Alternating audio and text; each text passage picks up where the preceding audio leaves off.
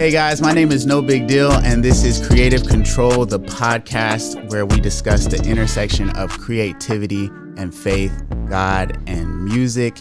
And today on the show, I have contemporary theologian, author, podcaster, all around amazing person, Brenna Blain. Thank you for coming to the show. Thanks for having me. I feel like you can't say all around amazing person because you don't know me yet. Okay, let's do it again. Okay. All right. Today on the podcast, I have author, contemporary theologian, podcaster, and probably average person. There we go. Brenna Blain, welcome to the show. Thank you for having me. I am very average. Okay. All right. Hey, I tried to give you like the tee up one, and no, don't you rejected give me that. it. You know what I'm saying? I don't want it. Also, I have never wore my hair like this on the podcast yet. I usually wear it like back or under a hat, and bun on my head. I did this for you at Bun on My Head.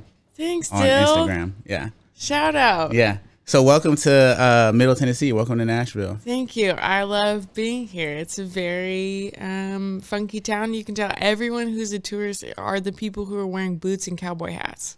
Yeah. No one else wears that. That's right. How did you know that? Because it's all girls who are like, oh, sorry. That's mean towards girls. Okay. They're just very excited. Bachelorette. Yes. Bachelorette parties. Yes. Yeah. What are the pedal taverns? Yes. Yeah. And I'm like, it's Thursday. It's 11 a.m. Yeah. Okay. Yeah. All right. And they're already there. That's what you're doing. Yeah. Okay. Yeah. Do you guys have pedal taverns in Portland? We do really? Actually. They're a little bit weirder, but yeah. How so? Just sometimes. Well, in Portland we have. I hope I can say this. You can say it. Can I say that? In Portland we have the naked bike ride. Oh, okay. And a fun fact about that is that who in their right mind is like, I'm going to go to dinner tonight in Portland, but I'm going to check to see when the naked bike ride is. You don't. Yeah. And it's usually in like the summertime because it's warmer. Because you got to be warm if you're going to be naked. And so when you go to dinner, you're like, I'm going to sit out on the patio. And then you got people's parts flying by you while you're in your second course. That sounds pretty Portland. I'm not going to lie. It is very Portland. Yeah. We do not have that in Nashville. We should, I was going to say, no. Yeah. I'm not going to say what I was going to say. Okay. Yeah. So, you have just released a book. Can I say that? And I was noticing that you kind of introduce yourself as a contemporary theologian. Yeah. Can you kind of like break down that title? Like what led you to call yourself a contemporary theologian? I thought it was an interesting like title. Yeah. So I found myself teaching the Bible, but getting really interested in all of my friends who've kind of deconstructed or who have been, and when I say the fringes of Christianity, I mean people who have been close to those who are Christians or maybe were brought up in the church, but they never made that faith profession themselves. They're kind of like looking at Christianity going, I go to church and you're not answering any of these questions that live so deeply in my brain or in my soul. And it's questions like that matter. Questions about like, if I experience gender dysphoria, like what I'm hearing in the Christian world is like, is it real? When that's like, I think that conversation specifically is heartbreaking when you have a kid who is really struggling with gender dysphoria and their church is writing it off as not real. That's painful. So that's like one question. Another question is, how do we treat women who have already had abortions? Right? We are so, instead of being pro-life for every life, womb to tomb, a lot of Christian circles are so focused on just being anti-abortion. And I had friends going, does this Jesus care about me? Because your community, this Jesus community, it doesn't seem like it. Mm-hmm. And so I found myself going, I know the God of the Bible. I know that the narratives we are given in the New Testament, Jesus cares deeply for the people who are on the fringes of the religious community. Right.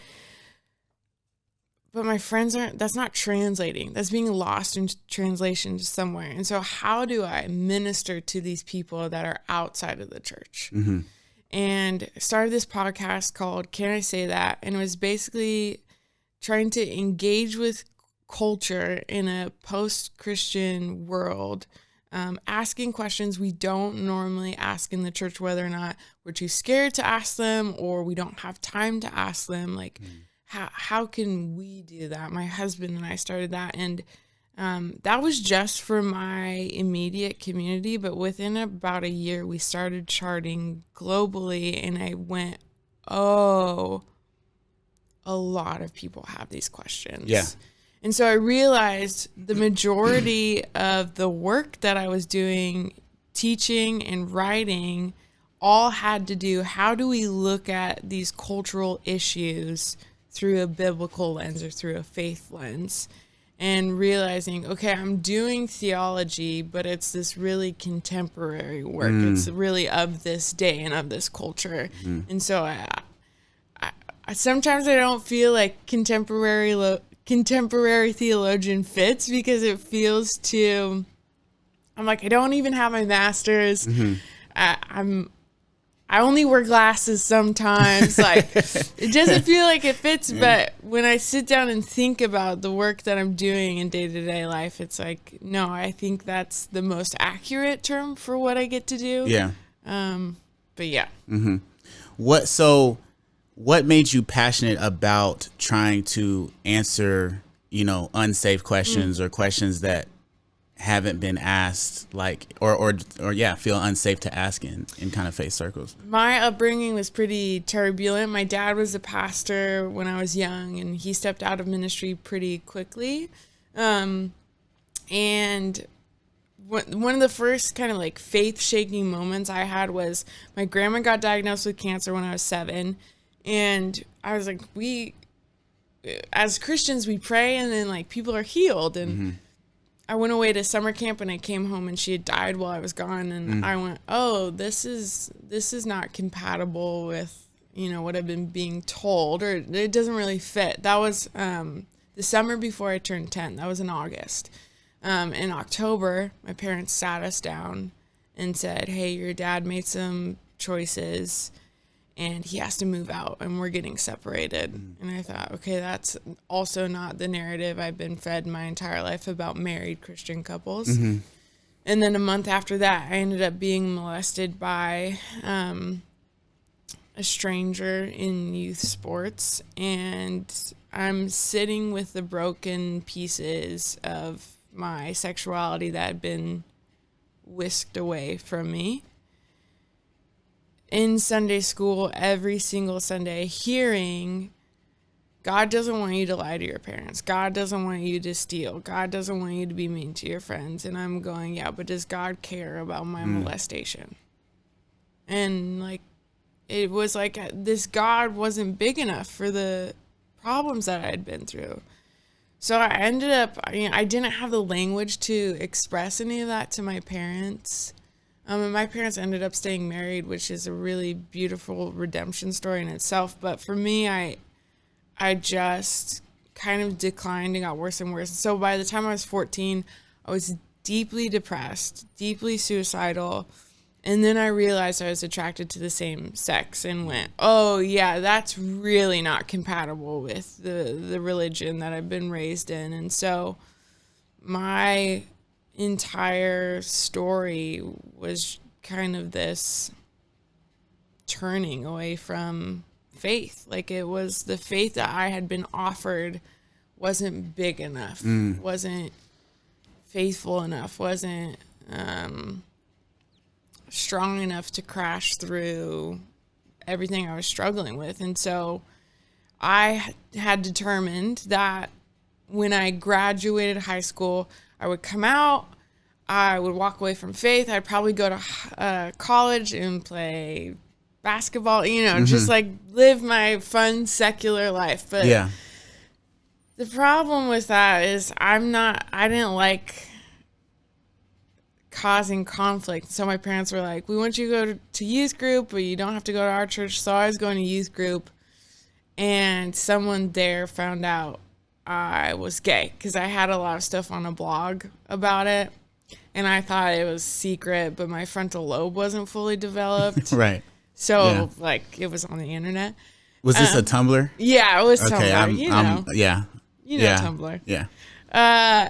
And someone found it, and they took pictures, and they sent it to, which is funny because like at that point you couldn't do a screen grab, so they either had to share the URL or they had to like physically take pictures of it. Yeah, Send a picture of a screen. Right? Send it to my small group leader, and she confronted me about it, and I tried to deny it. And she was like, well, I really don't know what to do. So I told John, who was my youth pastor. Now, statistically speaking, at that point in time, it was like 2011. So a kid who is gay, who's in the closet, their faith circles finding out about them and their sexuality is really close to a death sentence. Wow. For LGBTQ kids specifically, like at that point in time. Wow. And so I'm going, oh my gosh, like I don't think I can go to church ever again. Because this dude's going to out me to my parents. And I didn't think my parents would kick me out, but I just knew it was going to cause so much more conflict. And, but again, my frontal lobe wasn't fully developed. So I was like, no, I can go. I can go and I can hide. Well, no, I'm 5'9". And at that point in time, I had a mullet. Yeah. So it was like, there's no hiding. And I get to church, and he makes eye contact with me, and he's like, hey, I talk to you later. And my heart just like pounded in my ears the whole service. And we sat down, and he looked at me and said, Brenna, I just need you to know a lot of Christians wrestle with same-sex attraction, and I'm really glad you're here.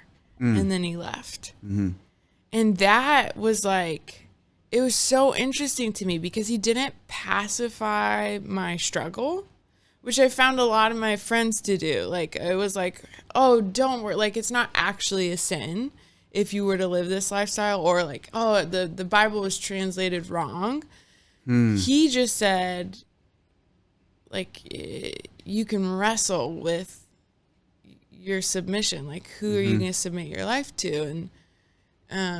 And you're safe to do that at youth group. Yeah. Which is wild. Yeah. Right? Like, we're not telling, we kind of hold this, and when I say we, I mean like the church, we kind of hold this like posture where we're like, anyone's safe, anyone's welcome. Right. And then we're like, doesn't that person do drugs? Why are they here? Yeah. I saw that kid smoking weed. Why is he here? Yeah. Right? Yeah, like, yeah. And I'm guilty of that attitude sometimes. But that's not the gospel. It's just not. Like, read the New Testament. Read the story of in Mark chapter 2, Jesus having dinner with sinners and prostitutes. Like, that's such a good story. So anyways, I had this encounter with someone who's willing to embody what we see in the biblical narratives. And I kept running far away from God. But I was like, you know what? The three things I really want to do is I want to smoke a ton of weed. I want to surf, and I want to date hot girls. So where do you go and do that? You do that in Hawaii. Well, how do I get to Hawaii? Okay, well, there's a missionary program running in Hawaii. Yeah. And I grew up in youth group, so I know how to fake being a youth group kid. So I apply for this program, get accepted, find myself in Hawaii at this missionary Bible school, and I'm sitting there thinking like, they're chumps, like totally got them. I got to figure out a way out of this because this is like too weird for me, kind of charismatic, like not really sure what's going on. And I see this girl get healed. Wow. And I could not explain, like I couldn't write it off. She told me like physically healed. So we connected and she's like, yeah, I smoke weed. And I was like, we're going to be great friends. This is awesome. Super funny. This is why I came here to this mission trip. Exactly. This is why I'm here. And she told me one night, Brenna, I've been hearing voices. And I'm like, dude, you've been smoking too much weed. Yeah. Like, that's weird. But I was like, but what are they saying? And she said, I keep hearing them say, where are you? Where are you? And I was like, that's weird. So 2 weeks later, we're outside sitting together. And this leader comes out with her Bible. And like me and this girl look at each other and we like roll our eyes because we're like, we called it Christian camp. We're like, oh, here comes Christian camp. And this girl comes out and she's like, hey, dude, I felt like God put you on my heart and I wanted to read something to you. Can I do that now? And we were both like, yeah, let's just like get it over with. She opens her Bible, flips open to Genesis, starts reading the Genesis story. Gets to the part where Adam and Eve realize they're naked and they hide. And God says, where are you? And this girl hits the ground because she realizes these voices she's been hearing is the Holy Spirit, like pursuing her. And this girl is like reading to her, praying for her. She's just like, I just feel like God's asking you, like, where are you? Wow. And I'm like, has she been listening to us? Like, there's no way that how? Like, that's so random. There's no way. Like, at that moment for me, I was like, God has to exist. And he obviously has to care because I've never seen anything like this. And so in that moment, it freaked me out. I prayed this prayer. I was like, Lord, if you are real, I give you everything. You can have my future. I don't know if I'm going to be single and alone for the rest of my life because I prayed to be made straight and that never happened. So I don't think that's happening for me. But I surrendered my sexuality. I surrendered like whatever you want, my future. You want me to go into the jungles. You want me to live in Europe for the rest of my life. I don't know what you want me to do. Like just whatever. And then I was like, I have to read the New Testament because I have to figure out who this Jesus person is. And when I read it, I found a God who communes with people on the fringes. And I thought, oh, I have to tell people about this God. So when I came home, I felt like when I had prayed that prayer, that I thought God was going to be like, thank you for giving me everything, I'm God, so whatever. But I felt like God... Like Morgan Freeman's voice saying that. Yeah. But I just felt like God said, I just want you to be honest when I ask you to be honest. And I did not know how that would change my life. And it started with, I came home, I was leading a girls' small group. They were senior girls. And they asked me to share my testimony. And I felt like the Lord say, be honest about your sexuality. Be honest about that part of your story. And I was like, I don't know. And I said it for the first time ever out loud. And one of the girls went home and told her brother. And he's like, man, I'm trying to make testimony videos. Would you share your testimony? So I shared there. And then from that, a theologian in Michigan saw it and said, hey, this is important work. And just every broken part of my story, the Lord started using. And even, my first 3 years of ministry, I ended up getting diagnosed as bipolar and ending up in the psych ward. And that felt very taboo for someone who's a leader in ministry. And there's a lot of shame in that. But walking through those things with the Lord, like realizing the Lord is with me, it was kind of one of those things where it's like, if I can say these things out loud and share them and air them out and go like, this is really, really hard, but I've never been left and I've never been forsaken. That the Lord will use it. And so that's like, it's just a combination of knowing that God is real and cares for us, and then knowing that God can use every crappy piece of my story because he's that good. And people feel alone in their mess. And when you say it out loud and say, here's how God has met me, then it can be used. So when your youth pastor kind of was a soft space to land for you, do you think that was like a pivotal moment in like in your story with God? I think John saved my life.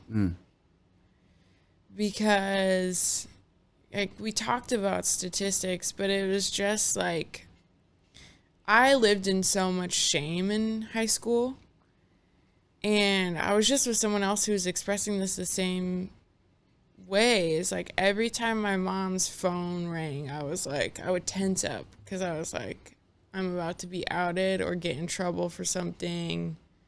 Like that's how I lived. Every time the phone rang, it just freaked me out. And so for all this fear to exist in this faith space, and then for John to meet me in a place of like, everyone has brokenness and you don't have to be ashamed about it. I was 2 years after that, I wanted to be a student leader my senior year of high school. And I had to meet with John. And when I found out I had to meet with John, I thought, oh, there's no way I'm going to get to be a student leader. But I knew it would help me get into this missions program and all. It was very calculated for me. But I thought, like, John knows about my sexuality. He knows I'm dramatic. He knows all the things I struggle with. And there's no way. And we sat down, and I just remember saying, like, him saying, I think you'd be a good leader. And I was like, yeah, but what about, like, me being gay? And he just said, Brenna, I think God's going to use that in your life one day. Like, it wasn't even like, wow, that's okay. Like, set it aside. Or like, it was like, there's a purpose in that. And so to be spoken to, it's like one of those moments when you don't want to make eye contact with that person, like that deepest moment, and they just like look at you with the most immense kindness and like what that does for your soul, being seen in your humanity and still accepted. That's life-changing for me. That was, I think, one of the first glimpses of the person of Jesus that I got in my unsaved life. So, yeah, I mean, because if you're rejected at that moment, like, you said you feel like he saved your life. Yeah. Like, and then even after that, if when you wanted to be a leader, if you were kind of otherized, then especially with the state you were in, you already were kind of like not with Christianity. Like, I think it's really interesting that to be able to smoke weed and kind of run from Christianity, like you said, like find hot girls to date and all these things. You were doing a mission trip. What was the thinking behind that? Like I guess what I would think is like, why didn't you just be like, oh, I'm out. Like, I'm done with this and I'm just going to go live my life. Like, what was keeping you like tied to a faith community at all? Well, it's interesting how the Lord orchestrated that, because I had this thought. I was like, I think I'm going to go to the WNBA. Like, I think that's what's up for me. So you're like a baller for real? Like, well, no, because so this is the thing is, I wasn't thinking you were going to say no right there. No, not at all. I can't, you would laugh at me if we tried to play it. I played youth sports and I was good. And I'm like kind of tall. but I ended up being molested by my coach. Right. And so I left sports. And then I went to a college prep high school and did terribly. Like, awful. I got really bad grades because I hated school. So I was like, oh, I was just going to go get a degree in communications like every other girl. Oh, wow. Yeah, communications. Yeah. Because that's easy, and then you can do anything with that. But now I can't because guess what schools I qualified for, Dylan? Bible schools. Bible schools take 2.7 GPAs. Wow. So I'm not going to go to Bible school. Like my parents were like, you could go to Moody in Chicago. I'm like, oh yeah, definitely. We actually printed off the rules of Moody and posted them on my wall so I could see if I could go a week. Yeah. So it's like no piercings, no tattoos, no sweats, no t-shirts with logos. No, I lasted 20 minutes. Your whole thing, like. Yeah. I was like, okay. So I was trying to figure out what am I going to do? And my parents were very gracious and they were like, you should like go see the world, like go leave, go do something for a year, take a gap year if you're even going to go back to school. And my mom had heard about Youth with a Mission. So that's YWAM. And when I was trying to go to England because I was like, that's a good place to smoke weed and like just drink and seems like a vibe. I'm very I was leaning more emo in my aesthetic at that point in life. So that was good. I applied, got accepted, and then they didn't have enough students to run the school. So then I was like, well, where am I going to go now? Oh, Hawaii. Like that's so easy. I should have applied there first. And definitely thought like I was like, Christians are so gullible. So I'll do the 6 months and it will get me to Hawaii on someone else's dime because I'm fundraising. Yeah. Right. And then I'll be there. Yeah. So, yeah. Yeah. Yeah. So, so you are married to a man. To a man. With 2 kids? 2 boys. Okay. Yeah. So catch us up on that. Like, cause you've told us your story of being same-sex attracted. You go to Hawaii, you have this moment, surrender your life, come back. How do we get to where we are now? Yes. So while I'm in Hawaii on my birthday, actually, this girl comes in. She's like, you got mail? I'm like, great. It's my birthday. I was expecting mail. And there's a package from my parents. And then there was a letter. And I was like, what the heck? And it said from Austin Blain. And my memory, I had to jog my memory because I'm like, the only Austin Blain I know is this dude that I talked to once 4 years ago. We were both on the same worship team, and he didn't know how to have a conversation with anyone for anything. He said, hi, my name's Austin. I wear socks with my Toms. It's kind of weird. I was like, sorry, are you talking to me? And he was 18 at that point. So I'm like, I don't want to have a conversation with you. Yeah. Like, I'm just trying to be here in my mullet and be gay. Leave me alone. Yeah. So that was it. That was literally the only conversation I had with Austin. But we went to the same community college, and he was friends with my leaders in high school. So I saw him every single week, but we just never talked. When I was doing YWAM, he had saw that the address was posted and felt like, oh man, missionaries need encouragement. And so he just randomly decided to spend his afternoon writing this girl a 6-page letter. When I got it, I was like, oh, this poor boy, he's obviously in love with me because why would you write 6 letters? Yeah. Well, it turns out Austin Blain's just really nice. Like he would write anyone a 6-page letter. But me, I'm a little bit narcissistic. So I was like, he's in love with me. Yeah. I'm gay. But no one from home really wanted to talk to me because I got radically saved quite quickly. And so I was trying to talk to my friends about God and no one was interested, which is fair. But Austin was, and he wanted to hear about how my life was changing. And so we wrote letters, physical letters and emails that entire 6 months. I was home for 6 months. We spent a bunch of time together. And then he decided he was going to go do YWAM. And so he was going to be gone for 6 months. And when he left, I just remember I'd been praying. I was like, man, Lord, I really love Austin as a friend. I've always wanted a family, but I'm not physically attracted to him. And it's not everything in marriage, but it is a really important part of marriage. Mm-hmm. And so, God, if this is what you have for me, would you just like gift me with attraction? And if that happens, then I'll know, like, that's a sign to keep walking forward in this relationship. And if not, no big deal. Wow. Okay. We're cutting that out. Okay. We're cutting that out. And so I remember I was at a park and he walked out of his car and I was like, whoa, I think I'm feeling butterflies for the first time ever. And it just never went away. And so after he got back from YWAM, we started dating and we just kind of both knew that we would get married and have a life together. Wow. Yeah. Yeah. So all of these things have, I guess what did lead you to start the actual podcast? Because the podcast is what came first. Yeah. Right?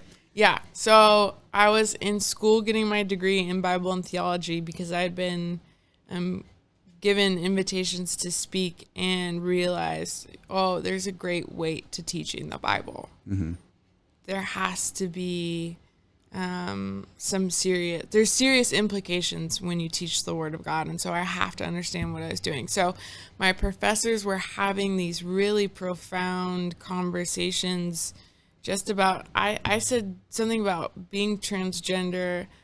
I'm like, as a blanket sin. And I remember one of my professors said, like, hey, hold on, wait a second. Like, you need to understand that when some people say they're transgender, they're expressing that they experience gender dysphoria. Is experiencing gender dysphoria a sin? And I was like, well, if I think about it, like my life, like experiencing same-sex attraction is a temptation, but it's not a sin until you step into it either in your heart, your mind, or your actions. I'm like, I don't think gender dysphoria is a sin. I think it's a result of the fall. It's a brokenness. It's not how God meant it to be, but it's not a sin outright. There's other things involved. And I just thought that was really wild that my professors were willing to have that conversation. Right. And then at church that weekend, my pastor preached like on his broken appliances and like being frustrated. And I was like, it's not connecting. No. Like, yeah. No, and I was so bitter and I was so angry, and I just felt like God said, like, Brenna, you have a voice. Yeah. Why don't you use your voice instead of being mad at people for feeling like, I don't even know what God called them to do. I was just assuming.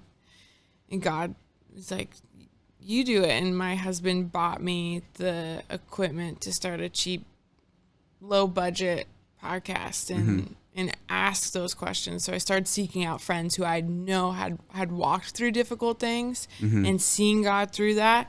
And I want to interview them on their experience so other people who are in those places could understand, like, maybe God does care about these things. Mm-hmm. Yeah. So when you started the podcast, did you see yourself as a creative? I don't think so. I saw myself as a angry 22-year-old kid in Bible school. Yeah.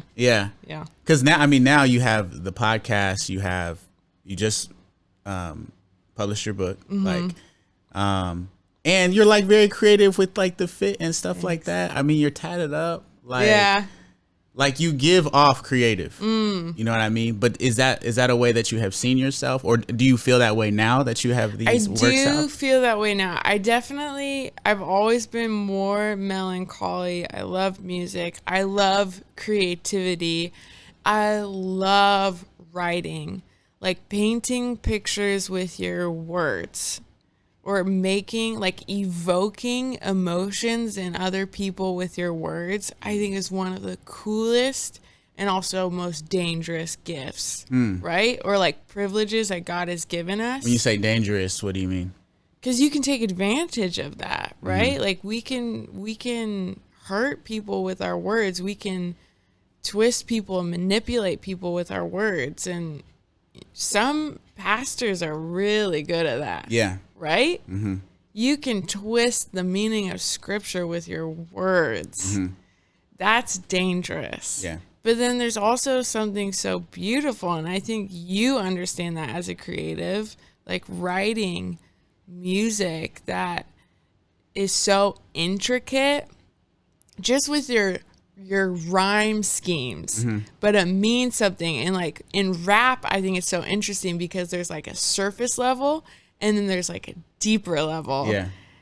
That's so cool. When you were interviewing yourself, you're talking about that, how God has given us the lower C creativity, like the call to be creative. Yeah. Stepping into that. I don't think a lot of authors would be like, I'm a creative. But when I sit down and go, you're a wordsmith. Yeah. You are a creative. Yeah. So. Yeah, 100%. No, I would definitely say authors are creatives. Like you're rearranging the raw material that God has put here in creation and creating something new out of that. Like your book did not exist before you wrote it, you know? You didn't bring it out of nothing though. Your thoughts, your ideas, like the way that you write, all of the experiences of your life that like you just went through, formed your mind and the way that you speak into a way where you were able to create this book, you know? So I have like a kind of a radical stance on creativity. I feel like everybody is a creative, you know? I feel like being a mother is being a creative. Ultimate. You know? Yeah. Like, I think being a mother is you are a human 3D printer. Yeah, a human 3D printer. Yeah. Literally, like, yeah. But I mean, all the things that you have to like juggle just as being a parent. And I'm not a parent yet, but I'm just like my friends who are parents, like, that's creativity. Like scheduling and even dreaming up of like, how do we want to raise these kids? Like, what do we want to correct from how we were raised? Like, how do we create these safe spaces for them and not kind of pass on some of the harmful thinking and things that we experience? Like that is creativity, you know? But then there is like the what people mostly think of as a creative, somebody who produces like a work of art or something like that. But in your creative journey, like with the podcast and with the book, do you think that those endeavors have helped you experience God in a different way? Yes. Yes, in that I think it's been a long trek towards empathy, or I hope. I think the Lord has softened my heart. I think if you look at the attitudes, like that's one of the lamest things but also best things about social media is you like can go and scroll and go like, oh, she had an attitude just a few years ago, right? Dang. Like, and I think working with people and hearing their stories and like the humanity that is involved in creativity, because it's all from ourselves, right? Like we're offering something knowing that it's flawed. I think has just been like gentle correction time and time again from the Lord, and also like a way to see that for a long time I thought everything I thought was right. Like, yeah, I'm like, I have the best theology and the best way to deal with people, and the Lord going, oh yeah, no, but I'm gonna gently let you figure that out, and going like, oh, this is like, even in just like, we could talk genres, right? When it's like someone's going to argue that one genre of something is the best, when it's like, no, that's just a preference. That's like one of the most beautiful things I think about like God didn't have to make us with music preferences. Right. But he did, and then he also made us with the ability to express those preferences and create those genres. And so in that going like, oh, there's biblical convictions where God says like, this is what I've mandated. So for me in my life, well, for everyone, it's sexuality, right? God said that marriage is between one man and one woman for life, and that's what it is. I don't get to decide. But then there's personal convictions. And so I think for me, like walking through creativity, if you would have asked me 5 years ago, I would have told you, I know the Bible permits people to drink, but I don't think any Christian should actually drink. And now I'm like, there are people that I love that have the full capability to partake in drinking, and that is a celebration that they can do that. And I can't, and it's okay that I can own that I can't do that. Right. And that's a personal conviction. So that was long-winded, but yeah, no, that's good though. Do you think some, you talk about unsafe questions, like through this process, have you had some questions that you personally had, you feel like they've been answered through kind of talking through these things with other people?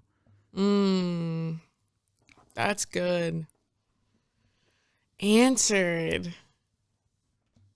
Man, okay, so that's like one of the interesting things about writing the book is a lot of people who have read it were like, I went for answers and I left with more questions. Wow. And that's how I felt writing it. Yeah. And not in like a hopeless way, but in a way of going, kind of like I just explained, where it's like I always thought there was like black and white, and there's a lot of gray area with some things. And I feel like while I'm ending up with more questions, my picture of God has gone from 2D to 3D to 4D. Right. Like the depth of my understanding of who God is has just gotten more intricate through the process. So I'm not getting answers necessarily, but I'm getting a personal Jesus. Yeah. Yes.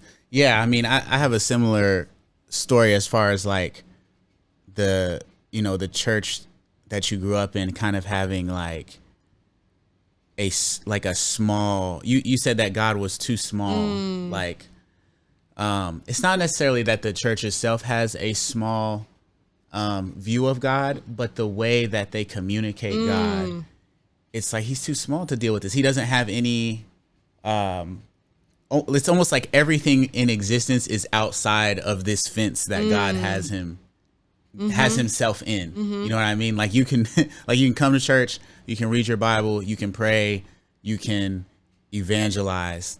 Outside of that, like it gets real iffy. Like if God cares about it, or if he even cares about it at all, if it has any value at all, and then I love what you said about like, as you ask these questions, as you ask God these questions and you're speaking with the body and wrestling with these things, you don't actually get like these pat answers. Like you kind of get more and different questions.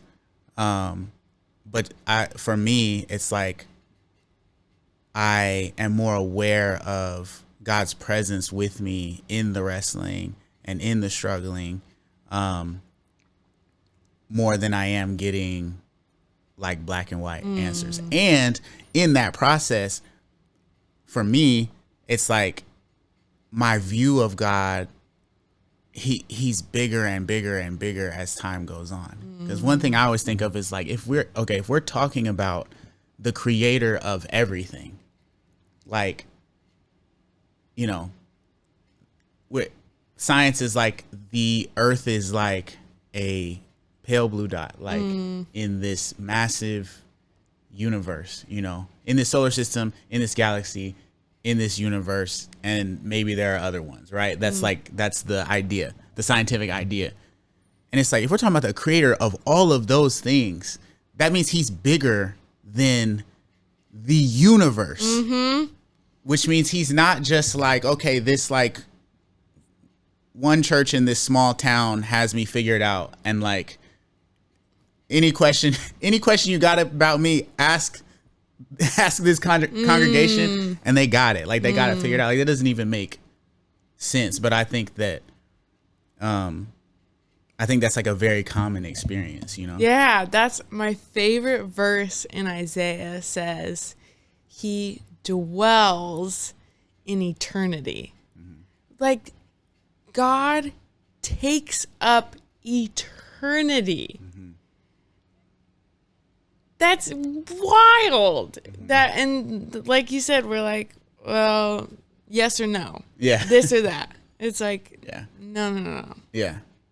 Yeah, 100%. So how did you spoke about like rap a little bit. Like, did you grow up listening to rap?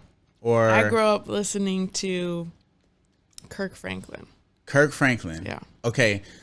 But then you say you were like in an emo phase. So were you just a gospel emo? Like it was Kirk Franklin and you just had the...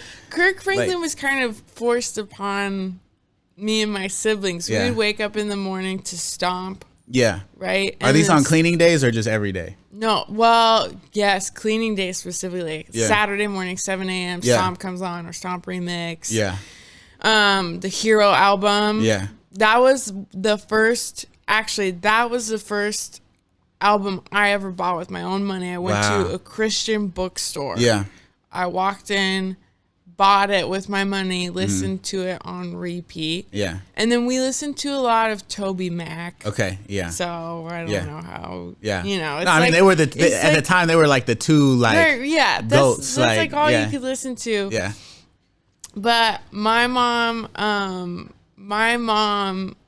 like is like really into Christian. She likes Christian rap. Yeah. And she listened You were telling me this, like Yeah. you actually saw me perform in 2018 with Lecrae and Andy at Better Late Than Never.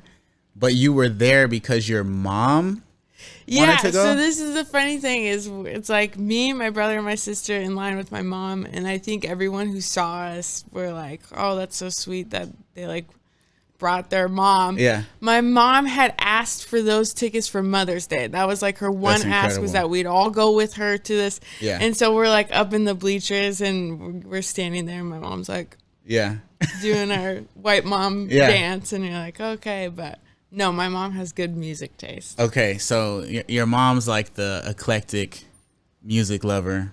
Yeah. But just so we know, in the emo phase, what were you listening to? Oh, not emo music. No. Okay. It was a front.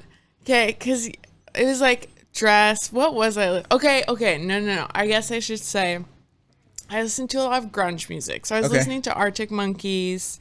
And that was the phase of life where we had, what was the, it was before Spotify.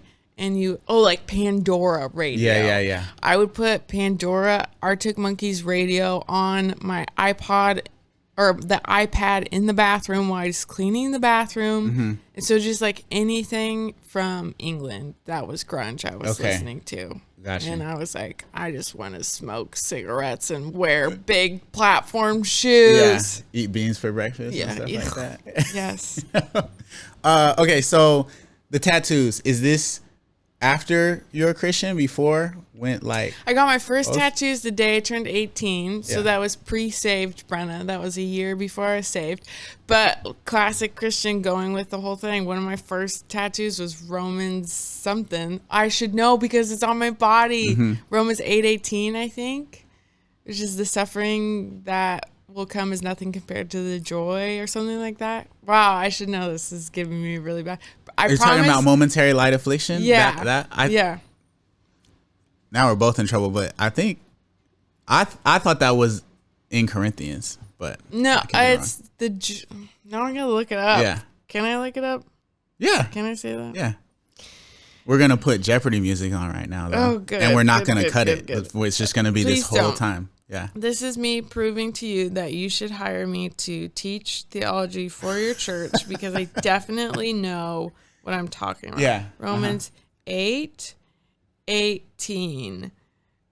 For I consider that the sufferings of this present time are not worth comparing to the glory that will be revealed to us. Yeah, no, you were right. No, so I got that because I was like, I'm really depressed. Yeah. Yeah. That's where I got it. But then... Cut out the part where I was wrong. Just cut that out. We'll just go straight from when she said... Okay. We'll go straight to when she said 8:18 to her reading it. Just take that out. Yeah. And then... It's something I always loved because my dad grew up taking me to motorcycle shops. So it was like the culture that I just always loved. And then when I realized I was going to be in ministry, it was one of those things where it's like, should I stop doing this? Because are people still going to hire me? And then I was like, I'm not going to stop being myself. Like, if it's not sinful, I'm not going to stop doing it. And like, people need... Christians, they need the gambit, right? They need people that look like them. That's right. To know that they can live like them. Yeah. So when I look at women speaking at conferences, I don't see a lot of women that look like me. Right. But I want women on the fringes of Christianity to know, no, if you're going to say yes to Jesus, you don't have to laser off all your tattoos. Yeah. It's fine. So.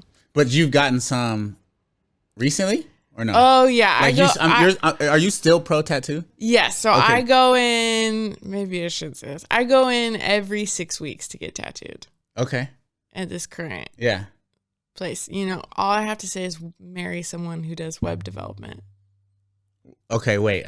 I'm confused. Oh, because then it pays for your tattoo habit. Oh, yeah. I see. Okay. Because ministry doesn't. Okay, got it. Yeah. Got it. So, all right. So we have the butterfly with the death moth. Okay. Death head moth. Tell us about the death moth. I, like I said, very emo, have always loved dark imagery.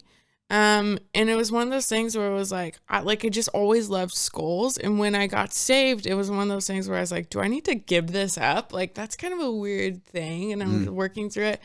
And come to find there's so much imagery of skulls and deadness coming alive in the Bible. And the Catholics call it memento mori, which is like the thing that death is a doorway. Like, death is coming for you. Yeah. And that's a good thing because it's a doorway to eternity with Christ. And so it's this memory that like live my life well while I'm living it, but then remember that death is going to give birth to my new life.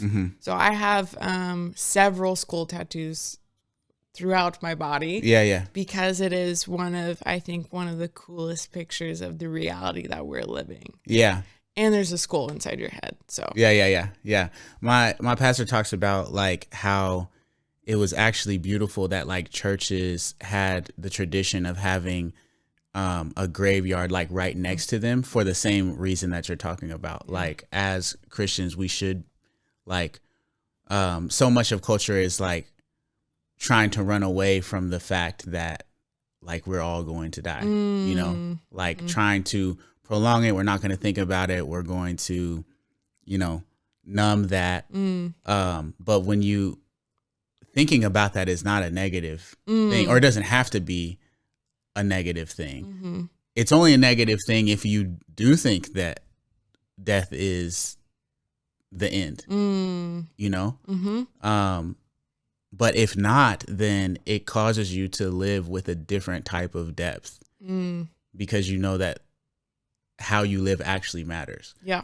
It's kind of the only way that how you live actually matters. Like, if everything is just wiped away forever, and it's heat death for the universe, then ultimately nothing really matters. But that's not what we believe and not what we confess when we keep death in front of us. So I'm like that too, like the melancholy, like the, that's kind of as a common thing for creatives. You are a creative for sure. So would you say that you're like a Christian hip hop fan, or you just? I would say I dabble. Okay. Yeah. I'm definitely like, I'm going to go and I'm going to listen to your top 5 songs and I'm going to like try to learn the lyrics. And I grew up in musical theater. Yeah. So like, I like to dance. Yeah. So like I like the funness of it. And I also think it's like I'm a hater of like Christian radio. Like talk about it. But okay. No, why do you hate it? Because it's like, hold on, let me set this up. So, Brenna, why do you hate Christian radio? Great, thank you. This will get rid of every opportunity I've ever had to be on Christian radio. I dislike the shallowness of the music. It's kind of all saying the same thing. And a lot of Christian radio doesn't even play Christian worship per se. Mm-hmm. Like it's the Christian artists who are like singer-songwriters, and they're all kind of saying the same thing. So you're not getting fed real good theology, and it's not saying anything. Yeah. Or if it's saying something, it's already been said, and you're not saying it in a new creative way, which Christian rap is saying it in a new creative way. Mm-hmm. Right? And so it's just like, I think it's really interesting. I wish I could rap. Mm-hmm. I can't. If I could, I don't know if that would be good. I just rapped right there. Okay. That was a rap, you guys. All right. I'm a rapper now. Wow. All right. That was a lot. I'm not going to lie. Okay. So we have this segment at the end of the podcast. I know that this is like your first time, you know. This is our first time meeting. Yeah. A lot of people who are on the podcast, like, we have a long history, so they already know what's going on. But you've only seen me one other time, and that's when your mom dragged you to the I was probably Craig texting concert. The whole time. Yeah. Had the emo on. You had, like, Arctic Monkeys in the headphones. I had my creepers. You hated it. Yep. Except Words Played set you loved. We're going to enter the control room. The control room is rapid fire questions. Okay. And you have to answer them the first thing that comes to your mind. Yes. Okay. It's the control room. All right. These are all safe questions. Though. Oh, okay. These are not. Okay. And you can say that. Oh, thank whatever you. Thank you. You know. Can I say that? Available everywhere. All right. If you could live in any sitcom world, which one would it be and why? Seinfeld. It feels like they were always eating. Wow. That's right? good. That was good. Yeah. Okay. That's true. Like always at the diner, always like, yeah. That's good. What's the strangest talent you have that no one knows about? None, because I'm not a modest person. So everyone knows every talent that I have. Oh, well, okay. What's the talent that you have that everybody knows about? I don't know if it's a talent, but I naturally grew these eyebrows. And they collect rainwater. They're so thick. I can go outside if it's raining, and then I will come in and water my indoor plants with the water I collected from my eyebrows. Okay, we're going to count that. Okay. What's the most absurd question you've ever been asked, and how did you respond? Someone asked me that... Okay, I get asked this often, so it's not just one person. It is many people ask, do you actually enjoy sex? And I'm like, hello, it's nice to meet you. What's your name? How's it going? Yeah. Like, really?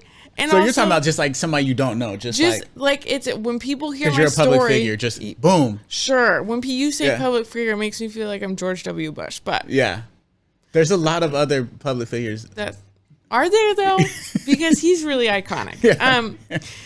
No, but it's like weird. It's just so weird, but it's weird that to me, it's weird that it's common. Like I get it, but also I'm like I mean, I'm so used to answering it now, but I'm also like, but why do you want to know? Yeah. And like, it's weird. That's a crazy icebreaker. Yeah. Crazy icebreaker. Yeah. Just to come out the gate with that. Okay. What's your favorite No Big Deal lyric?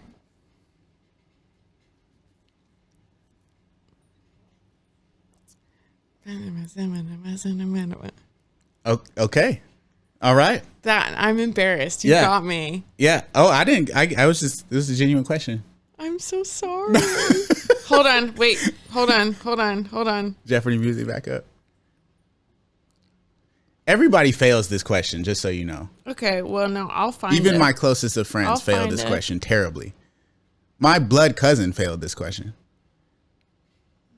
I'm not gonna. Only Michael has ever answered this question. He had it ready on deck. Are you using Google right now? Shh. Oh, okay. All right. We're on your time, Brenna. Good.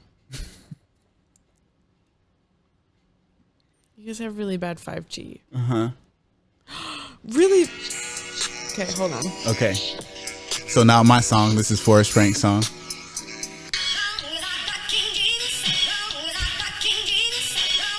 You're literally going down my top 5. Oh, I got the ghost, so I don't need a roast. Is that what the lyric? Is that what? Not what the lyric is. Not what the lyric is. All right, we got to close this up. Why? Actually, what is your specific problem with John Keith? Okay, here's the thing. Is like, is he good? Who's first on Tribe? On Tribe on the Move? Yeah, I'm the first verse. Okay.